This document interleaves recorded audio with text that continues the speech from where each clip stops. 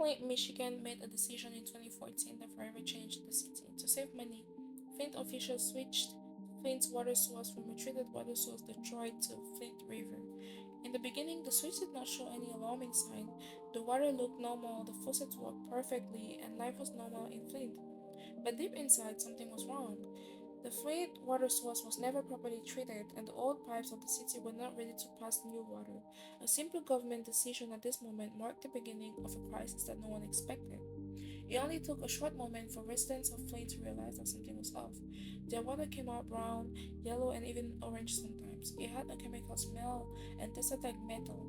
Some parents were talking about seeing rashes on their kids when bathing them, and other people complained to the officials about the water, but they were told the water is safe. What the residents did not know is that the water was corroding and damaging the city's lead pipes.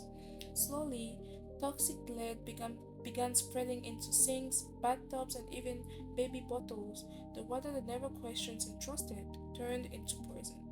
Flint residents refused to be silent. Mothers woke up and started collecting samples, keeping the brown waters in bottles as evidence. Leanne Walters was one of the mothers in Flint who connected with researchers from Virginia Tech, who then traveled to Michigan to begin testing waters from different homes.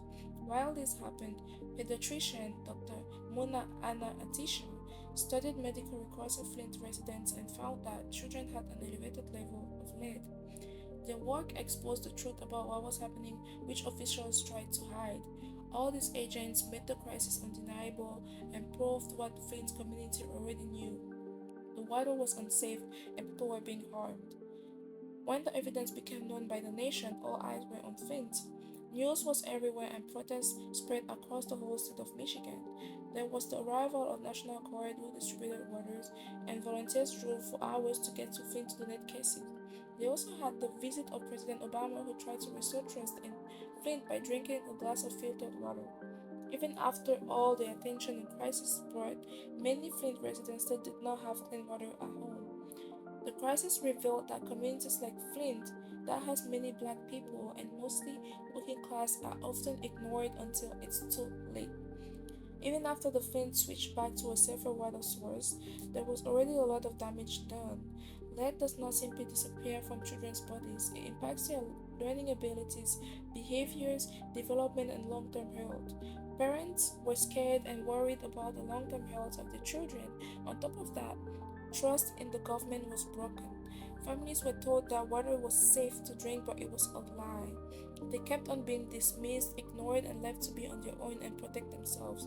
The crisis was not only physical, but it was also emotional and psychological and very unfair. The people of Flint are strong and continue fighting for justice, demanding accountability, and fight for safe and stable infrastructure. Activists organized and attended meetings, organized events, and educated others about safe water. There is still an ongoing pipe replacement in the different homes to make sure all the wires all what happened never happens again. The story of Flint is not only about water but also about courage, resilience, and communities that refuse to stay in the dark and be silent. This story is a reminder that having clean water is not a privilege but a right. In all, the story of Flint shows that when people stand together, they can create change.